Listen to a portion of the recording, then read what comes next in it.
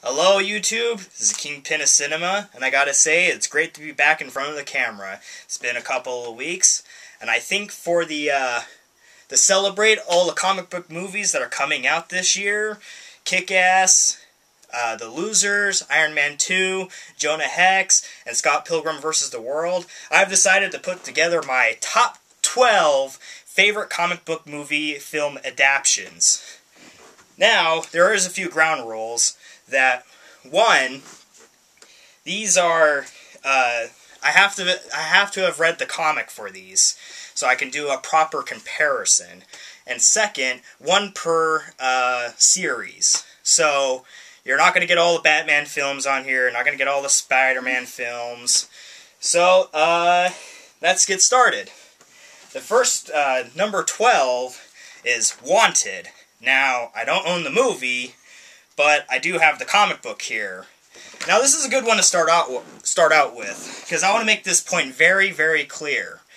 Whenever there's an announcement that a certain character is going to be adapted to film, the fan base always clamors for wanting the character to stay as close to the comic as possible. In Wanted's case, this is the rare exception where the film adaptation completely changes the premise of the comic and is hell of a lot better than the comic. This comic sucks. It sucks ass.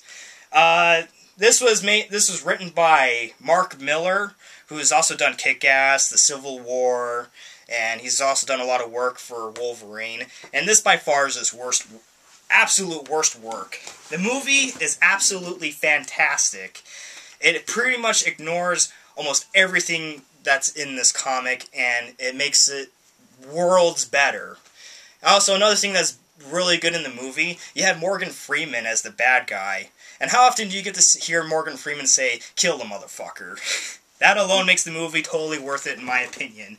So, Wanted, number 12. Check it out if you have not seen it. Alright, moving on.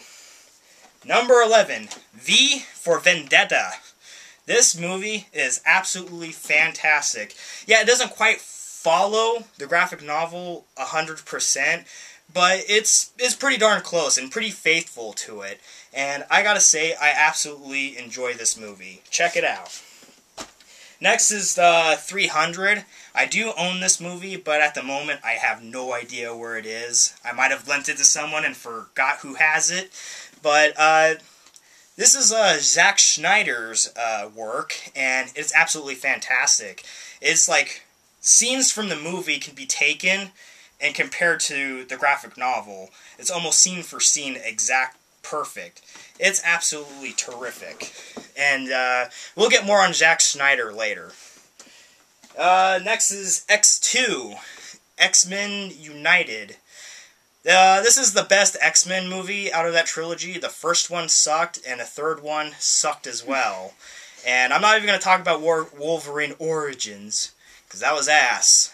But X-Men 2, absolutely fantastic. You got perfect character balance in it, great villains, and the story is actually would be something that would be accepted in the comics. A really good movie. Next is Punisher Warzone. Frank Castle. Now, there's 3 Punisher movies. You can pretend the first 2 didn't exist. What makes this movie good is that they got the character of Frank Castle perfect. Dead on perfect. He's a freaking Terminator. He goes out in the room and kills everybody. And it also helps that the action in this movie is so over-the-top fantastic. You have a guy jumping over a building and get hit with a rocket. How awesome is that? Punisher Warzone, terrific movie, and it's an eternal shame that it failed in the box office. Next is Hellboy 2. Now, I'm going to clarify here. I did not like Hellboy 1. Hellboy 1 didn't work for me. Hellboy 2 got everything right. It has the terrific cast of characters, an imaginative world. This movie feels a lot like Star Wars. Guillermo del Toro is a freaking genius, I love how he combines CG effects with practical effects, meaning that he has guys in full costume. And there's not a lot of movies nowadays that have costume characters, and I gotta say, they just look absolutely terrific. Hellboy 2, The Golden Army, kick-ass movie. Next is The Incredible Hulk, the freaking Green Giant. This is the second Hulk. The first one by Ang Lee is kind of utterly forgettable and pretty much was ass. This got Hulk down perfect. Hulk smash. That's all it is. It's just Hulk smash. I don't want to see his feelings. Whatever. You got Hulk right in this one. Hulk's not a difficult character to get right. Next is Spider-Man 2, another one I unfortunately do not own. This is the best Spider-Man movie in the series.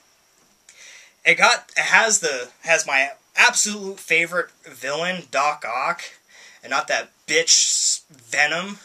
Yeah, fuck Venom. So, what else did Spider-Man 2 get right? Oh yeah, terrific cast of characters, great story. This is the movie that did everything right, and this really showed, much like the first Spider-Man, what a comic book movie adaptation is capable of doing. Great from beginning to end. Chances are you've probably already seen it. We're going to cut this into a second part, so tune in.